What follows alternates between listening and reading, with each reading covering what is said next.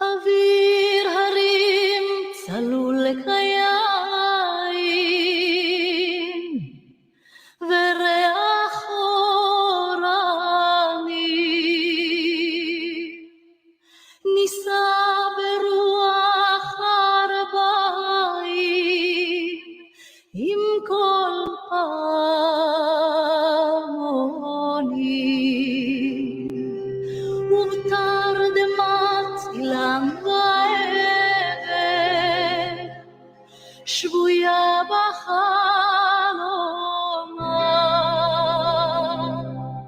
העיר אשר בדד יושבת ובליבה חומה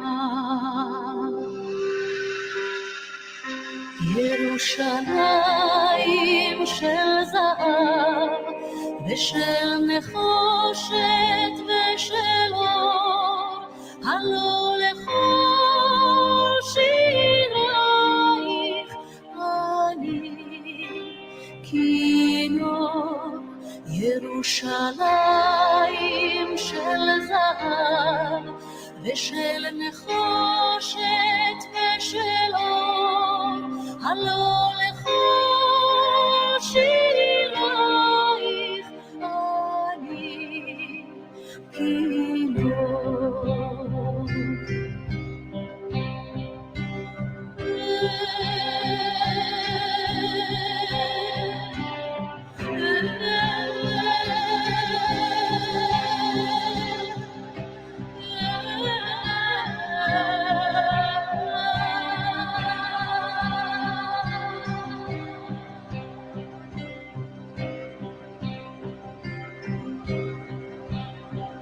חזרנו אל בורות המים, לשוק ולכיכר. שופר קורא בהר הבית, בעיר העתיקה. ובמרות אשר בסלע, אלפי שמשות זורחות. ושוב נרד לים המלח בדרך יריחו. ירושלים של זהב ושל נחושת ושל אור, הלא לכל שירייך אני כינור. ירושלים של זהב ושל נחושת ושל אור, הלא לכל שירייך אני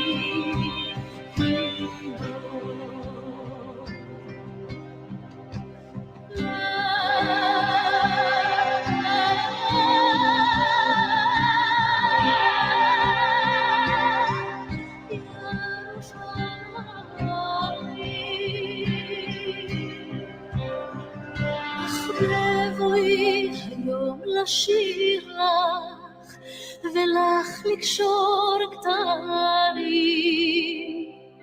קטונתי מצעיר בנייך ומאחרון המשוררים, כי שמך צורף את השפתיים כנשיקת זרף. אם אשכחך ירושלים אשר כולה זהב. ירושלים של זהב ושל נחושת ושל אור, הלא לכל שירייך אני כינור. ירושלים של זהב ושל נחושת ושל אור, הלא לכל שירייך אני כינור.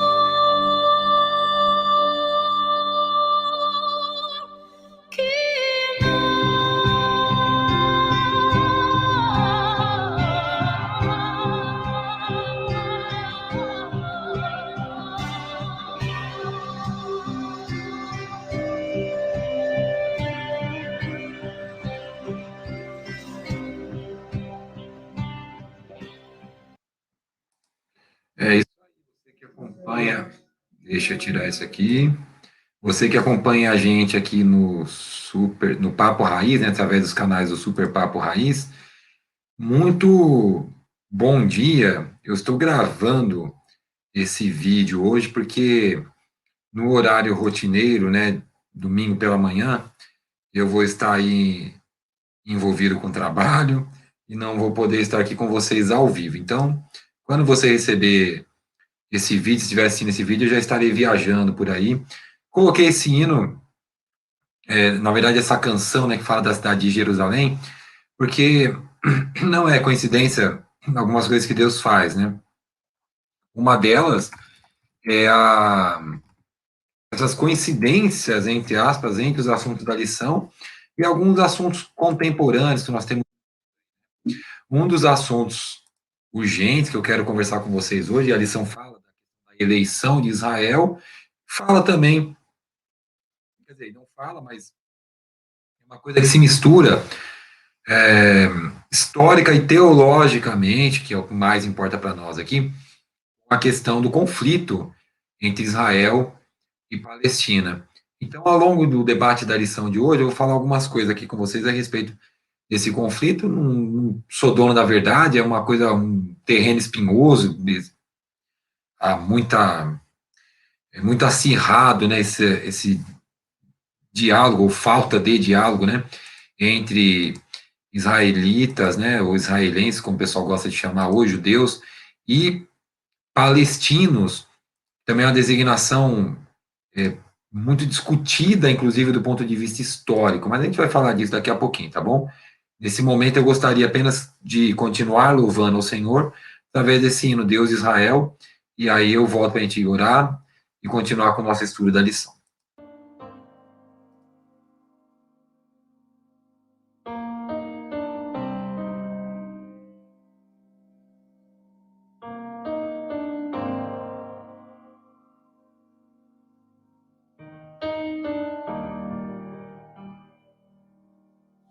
Deus de Israel, Cristo Jesus, habita em mim, Espírito luz, grande é o teu nome, ó Deus de Israel, pois tu criaste a terra e o céu. Hoje tua glória invade meu ser. Aleluia, aleluia, aleluia, aleluia. Grande é o teu nome, ó Deus de Israel, pois tu criaste a terra e o céu. Hoje tua glória invade meu ser. Aleluia, aleluia,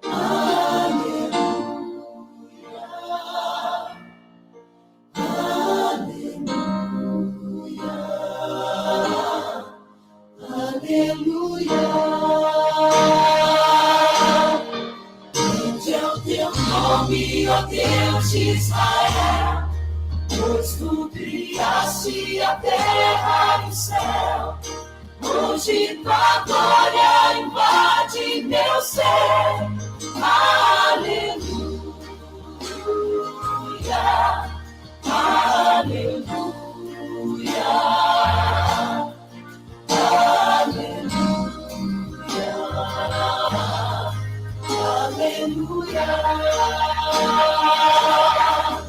Grande é o teu nome, ó Deus de Israel, pois tu criaste a terra e o céu. Hoje tua glória invade meu ser. Aleluia, aleluia,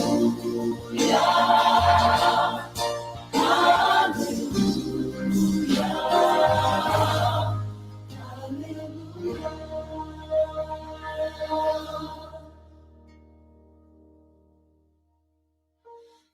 Deus de Israel, Cristo Jesus, habita em mim, Espírito luz,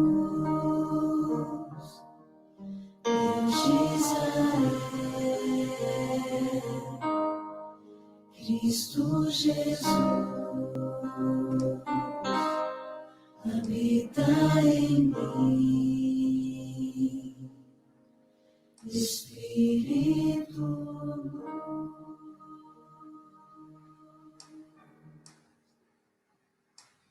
É isso aí, Deus seja louvado. Louvemos sempre ao Deus de Israel, aquele que chamou Israel para ser uma nação santa.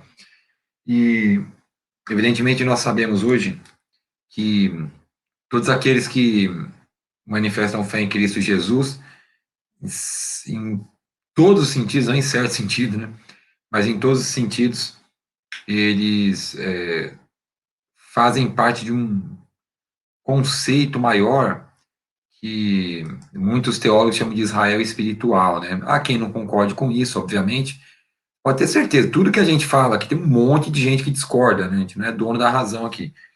Eu confio que o que eu falo aqui para vocês, que eu tenho falado, não só eu, mas todas as pessoas que participam com a gente tem falado as coisas assim, alicerçadas em lógica bíblica, né, histórica e tudo mais, mas pode ter certeza que para cada palavra que eu falo aqui, vai encontrar dezenas, centenas de teólogos que discordam com muita veemência, mas a gente vai continuando aí fazendo esse fórum, né, esse debate importante sobre questões de fé. Vamos orar agora, rapidamente. Quero apenas acrescentar aqui os principais nomes que nós temos aqui, não principais, né, no sentido de serem mais importantes, mas de serem mais urgentes, que são esses que estão na tela aí, que você já está acostumado, já conhece bem, a Genice e a Lene, o Nelson, o Sérgio Aquino, o Marcos, a Neuza, o José Francisco, o pastor Gustavo e a Carol, que é a sua esposa, e também a família do Loi. Esse pessoal aí está passando por bastante dificuldade. Gostaria de acrescentar aqui, neste momento que eu estou gravando esse vídeo, está lutando assim, entre a vida e a morte, prefeito de São Paulo, Bruno Covas. Eu tenho seríssimas divergências quanto à administração dele, mas obviamente nós oramos por ele e pedimos para que Deus restabeleça a saúde dele, que ele possa voltar para casa, para o seio familiar, mas parece que a situação dele é muito difícil. É bem provável que quando esse vídeo for ao ar, ele já tenha até tido algo pior, porque as informações realmente são muito difíceis. Eu gostaria de acrescentar aqui também o prefeito Bruno Covas, e, obviamente, orar também pela paz em Israel, paz na Palestina, por essas pessoas que nós vamos orar agora, tá bom? Feche seus olhos, me acompanhe aí onde você estiver, no horário que você estiver, vamos falar com o nosso Deus. Querido Pai que está nos céus, os nomes que o Senhor já conhece, Pai, estão diante de Ti nesse momento, agora colocados por nós, Pai.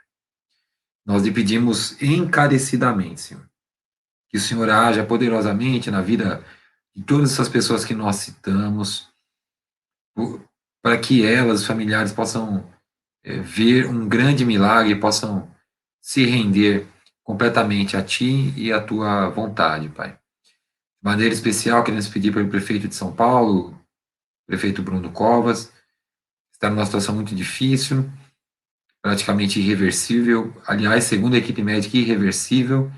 Os médicos dizem que ele chegou no estado que não há mais nada que se possa fazer, nem para amenizar. Infelizmente, o prognóstico agora é de algo realmente muito grave, infelizmente. Também pedimos paz no mundo todo, e um conflito que tem chamado a atenção, dentre os muitos conflitos que estão em curso nesse momento no mundo, é a questão de Israel, a questão dos palestinos que estão na faixa de Gaza, consolados ali pelo grupo Hamas. Nós lhe imploramos, Pai, que eles encontrem uma forma de viver em paz, de viver certa tranquilidade, para que tantos inocentes, crianças, especialmente, que têm sido vítimas fatais desses conflitos, que essas mortes de inocentes possam cessar, Pai, mas sabemos também que, a despeito da tua vontade, da nossa oração, há um fator ali importante que é o livre-arbítrio das pessoas, e infelizmente parece que num horizonte próximo nós não vislumbramos nenhuma possibilidade de paz. Pedimos então, Pai, que o Senhor, na tua bondade e misericórdia, nos alcance, mas também abrevie a volta do Senhor Jesus Cristo, para que todo esse mal, esse sangue derramado, tudo isso cesse o mais rápido possível, Pai. Sabemos que isso só vai acontecer plenamente e definitivamente com a volta de Jesus, portanto, clamamos também para que Jesus volte e nos resgate desse mundo cheio de problemas. Seja conosco agora no estudo da tua palavra, o que pedimos em nome do Senhor Jesus Cristo. Amém, Senhor. Muito bem, como eu costumo dizer para vocês, certos assuntos são verdadeiros vesperos. Aí o assunto que eu me propus a falar hoje também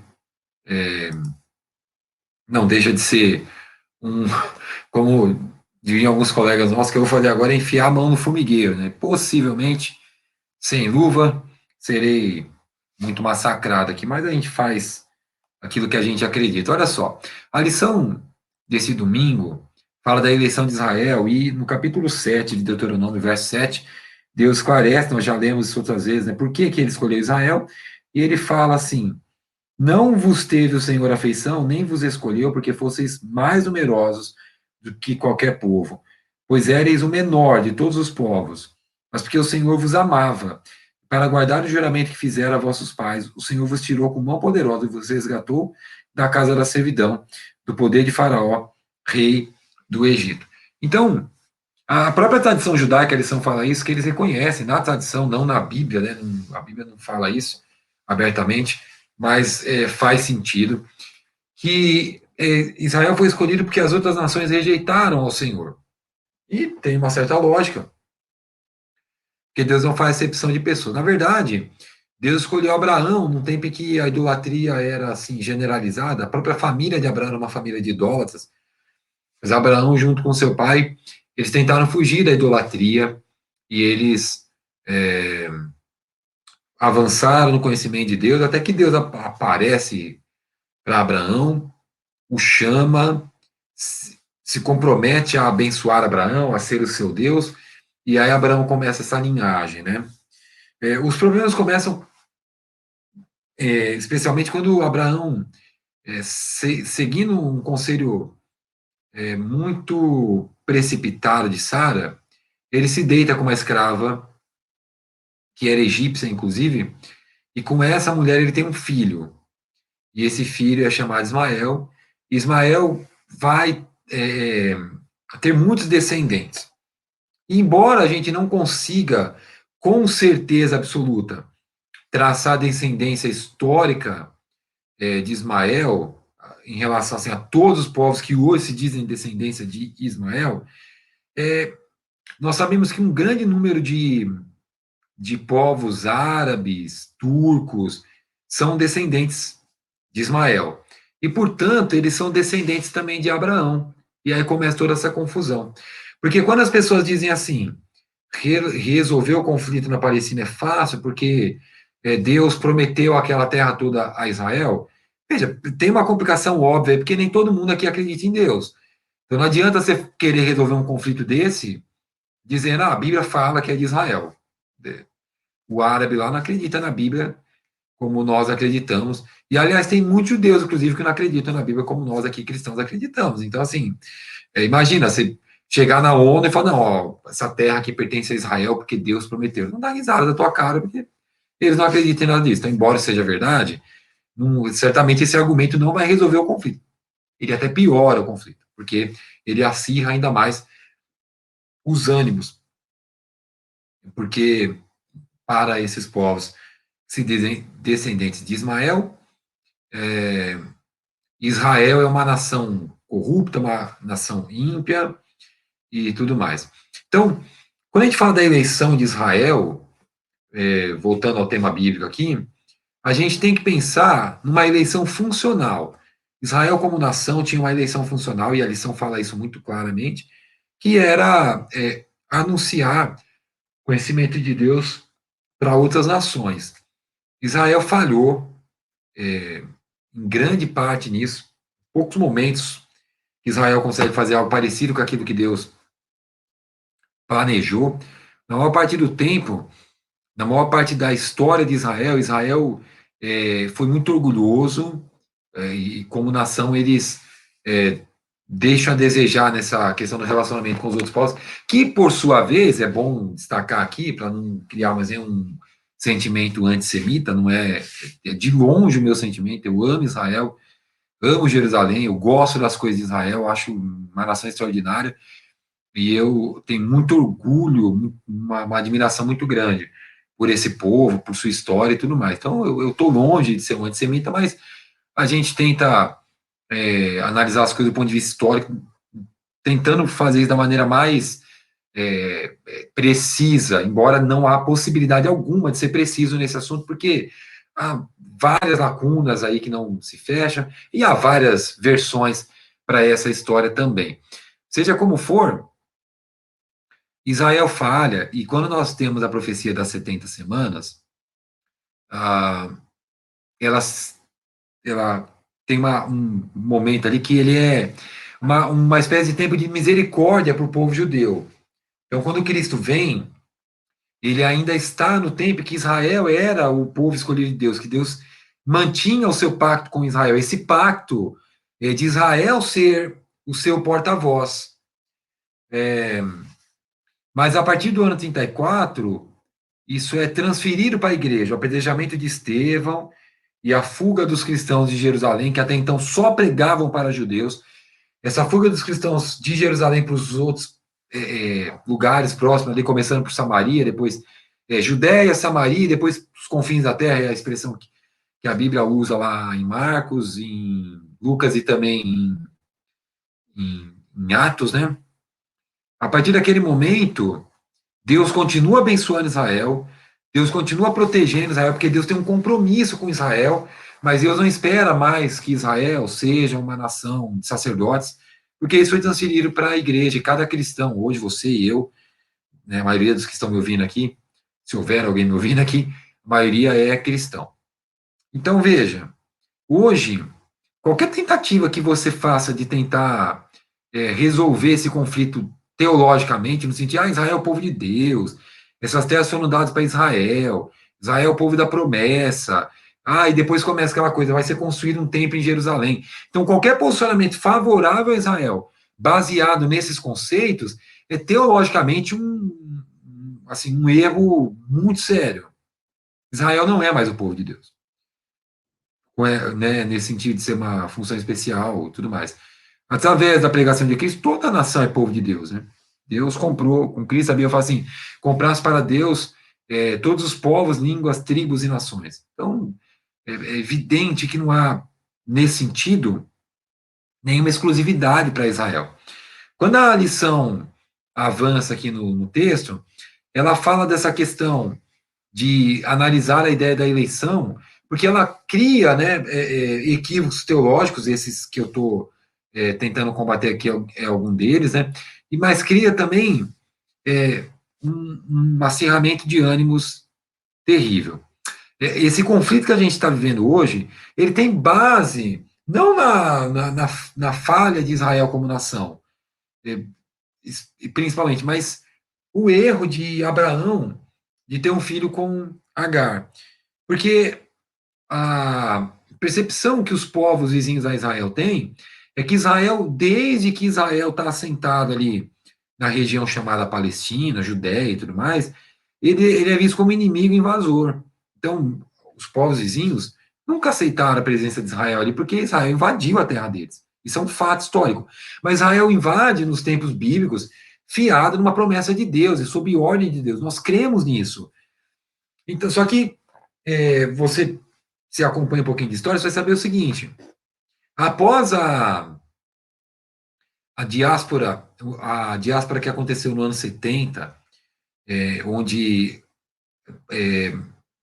exércitos romanos invadiram Jerusalém, destruíram o templo, destruíram Jerusalém, e foi uma carnificina terrível. Muitos e muitos judeus fugiram de Jerusalém. E você, em vários momentos da história, você tinha muito, mas muito, muito mais judeus vivendo fora de Jerusalém do que na cidade. Por outro lado, os povos vizinhos eles foram se misturando aos judeus. Ah, você tem um evento importante no ano 135 da era cristã, quando o imperador romano, chamado Adriano, ele expulsa os judeus não de Jerusalém, mas de Roma. Então, olha a situação que fica. Os judeus haviam fugido de Jerusalém, se espalharam pelo império, uma grande parte, um grande número de judeus já vivia em Roma, e um outro número maior ainda chega a Roma e eles começam a fazer morada ali e tal, e se espalham pelas cidades importantes do império, fazer negócio para viver a vida deles, porque não havia mais condições de viver em Jerusalém. Ah, então, no ano 135 da era cristã, uma grande perseguição, né, por parte desse imperador romano chamado Adriano. E a Jerusalém ela fica habitada por judeus e por vários povos árabes, descendentes ali dos filisteus e tal. E qual é o problema? A partir especialmente a partir, não só, não estou dizendo que é só nesse momento, mas a partir do surgimento da religião islâmica, em que os árabes que formam o islamismo original, eles se veem como descendentes de Ismael, a disputa pela terra da Palestina se torna mais forte. Que agora eles estão dizendo assim, uai, mas a terra foi dada para Abraão e nós somos filhos de Abraão, então nós também temos direito. Então, começam vários conflitos, vários conflitos entre dois povos que nunca conseguiram se organizar politicamente. Então, esse conflito ele era relativamente proporcional, palheiro, porque os povos não, nem judeus, nem palestinos, vamos chamar assim, árabes, enfim, muçulmanos, que queriam habitar ali Jerusalém, a Judéia e tudo mais, eles, nenhum dos dois se organizava ao ponto de se fortalecer para vencer seus inimigos. Então, tanto a paz quanto a guerra que acontecia ali, elas estavam muito sob controle de outras nações que invadiam aqueles territórios, né? Eles caíram sob mão dos turcos, depois caíram sob mão dos ingleses. Durante muito tempo, a Inglaterra dominou aquela região. E durante a Segunda Guerra Mundial, aquela região ela pertencia, ela era dominada assim pelos ingleses. Até que, para resolver a questão dos judeus na Europa, que foram muito massacrados por conta do nazismo e que também eram perseguidos, menos, obviamente, mas em alguma medida eram perseguidos em nações que não foram dominadas pelo nazismo, porque havia todo um sentimento antissemita que era compartilhado tanto pelos grupos de extrema direita como de extrema esquerda, de que os judeus eram assim representavam o capitalismo e eles tinham que ser extirpados porque eles onde eles iam eles prosperavam muito e na cabeça das pessoas eles prosperavam de maneira dolosa, de maneira digamos assim desonesta, né? Então os judeus eram vistos em toda a Europa com uma certa hostilidade, não só pelos nazistas, né, mas principalmente pelos nazistas. Quando o nazismo cai, há a formação das Nações Unidas para uma das coisas que eles fizeram imediatamente após a queda do nazismo é tentar dar um destino para Israel. Então eles falaram assim, olha, o ideal seria que o povo judeu voltasse para a Palestina e criasse Estado. Mas aí tem o conflito, então, com os povos não judeus que já moravam na Palestina. E que por conta, especialmente, de uma questão religiosa, eles se viam, todas as etnias ali se declaram descendentes de Abraão. Então você tem no Oriente Médio um território enorme, juntando o norte da África, que há a predominância do mundo islâmico, é uma parte também da Ásia, né? Porque o que a gente chama de Oriente Médio, algumas pessoas também chamam de Ásia Menor e tudo mais, dependendo do olhar que você tem ali político ou geopolítico, né? Há várias denominações, mas o fato é que aquela região que pega o norte da África, incluindo Egito, todo o que a gente chama de Oriente Médio, Ásia Menor, envolve ali também a Turquia, e até uma parte da Ásia mesmo ali, chegando no Paquistão, no Afeganistão e tudo mais, todos esses países se declaram filhos de Abraão e são de maioria muçulmana, e eles compartilham em grande parte de um objetivo comum: destruir o povo judeu. Essa é a principal intenção. Não a principal, né, mas é uma das coisas que passa por alguns grupos radicais que inflamam os seus súditos, né, os seus cidadãos e tudo mais. O Hamas é um desses. Então, quando foi dividida a Palestina por resolução da ONU, lá após a Segunda Guerra Mundial, foi necessário fazer um acordo. Então, os países membros da ONU, de uma maneira até arbitrária, eles impuseram uma divisão do território chamado palestino, né, que envolve a Judéia, que inclui Jerusalém, inclui Belém, inclui cidades importantes do roteiro bíblico ali. Eles fazem uma proposta de território que os líderes judeus que negociaram isso concordaram. Então, eles vão para Jerusalém, e aí um grande número de judeus do mundo todo migram também para Jerusalém, voltar para Jerusalém, construir ou estabelecer o moderno Estado de Israel. Só que os povos de outras etnias que habitavam ali, eles não queriam sair, eles não aceitaram esse acordo. Então, esse acordo, em certo sentido, ele foi imposto.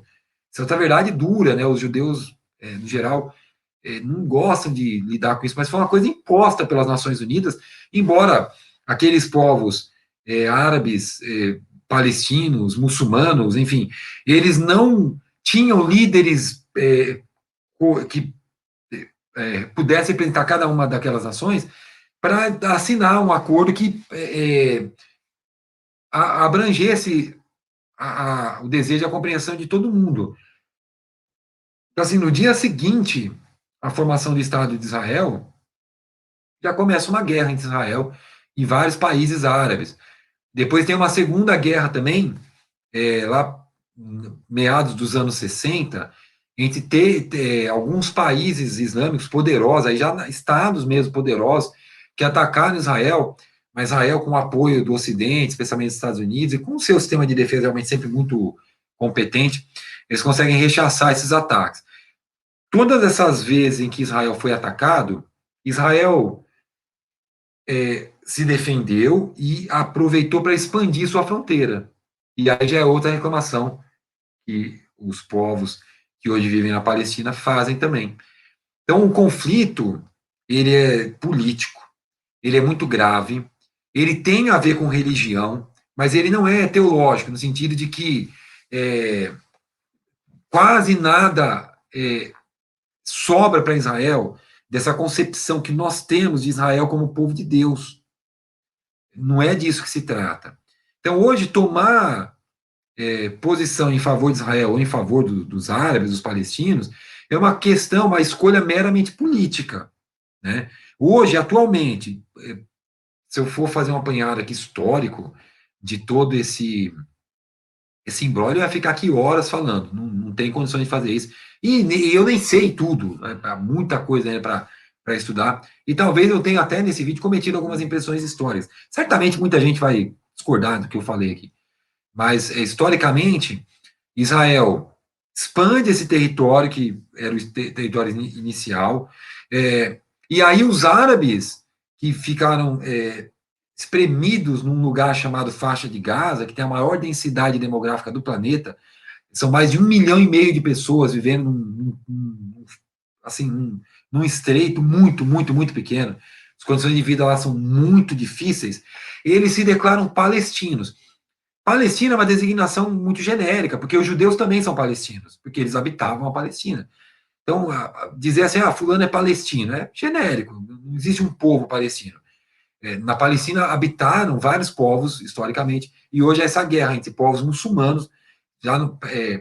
Esses povos que querem expulsar Israel de lá, não necessariamente são ligados etnicamente, mas eles têm uma ligação mais do ponto de vista religioso, ideológico e tudo mais. Para você entender como funciona isso, há um grupo que também se designa palestino, que vive ao norte de Israel, num país chamado Cisjordânia. Os judeus aliás, Jordânia, né? Os judeus e os jordanianos, não sei como é que faria, eles vivem em relativa paz. Há acordos de paz ali, eles conseguem ver normalmente, né? O problema acontece mais nas fronteiras da faixa de Gaza. Pouca gente sabe, mas poderia haver saída da faixa de Gaza para o Egito. O Egito, por exemplo, não permite tramitação entre os palestinos que moram em Gaza para o Egito, porque eles temem a questão terrorista e tudo mais. Então, veja que a causa palestina ali é um problema para toda a região, né?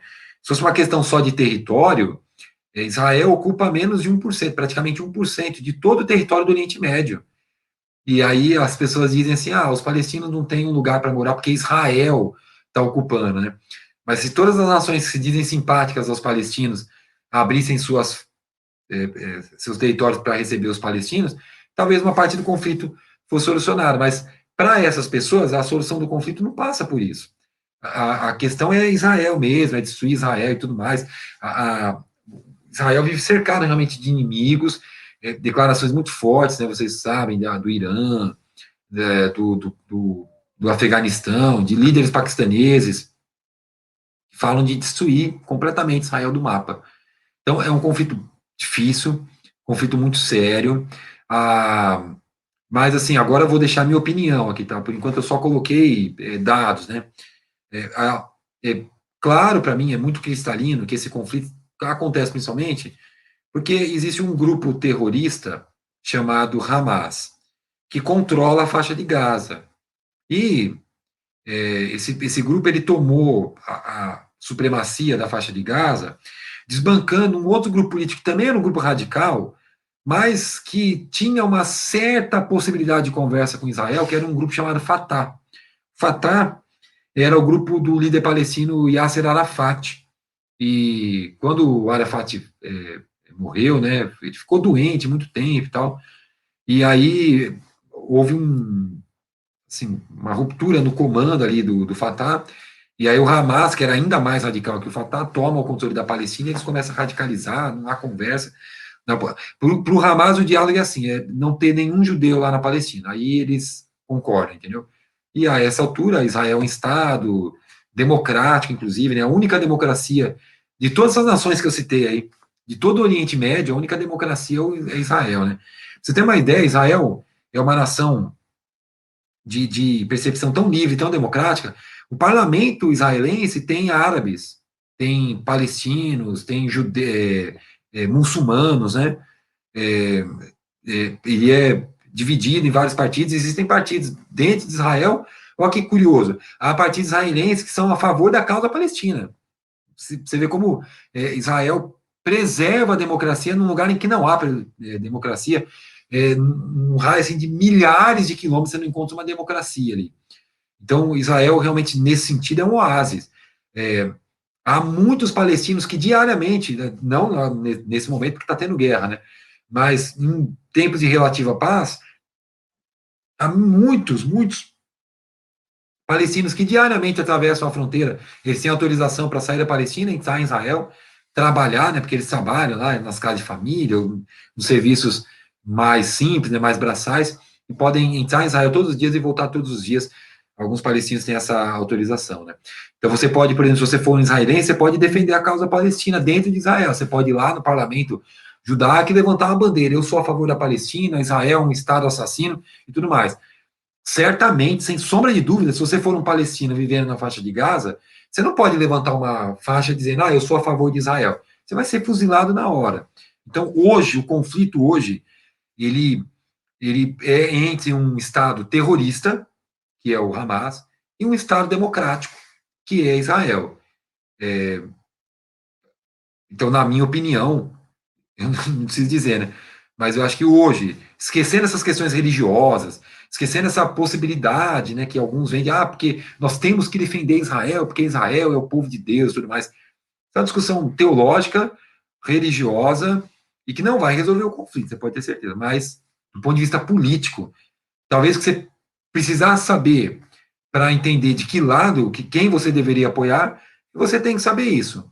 A despeito de Israel ter expandido as fronteiras, Israel alega que é uma questão de segurança, porque o discurso do outro lado é um discurso de devastação, de destruir completamente. O fato é que Israel, sim, Israel expandiu as fronteiras do primeiro acordo que havia sido proposto pela ONU, mas é bom que se diga que os árabes não aceitaram esse acordo.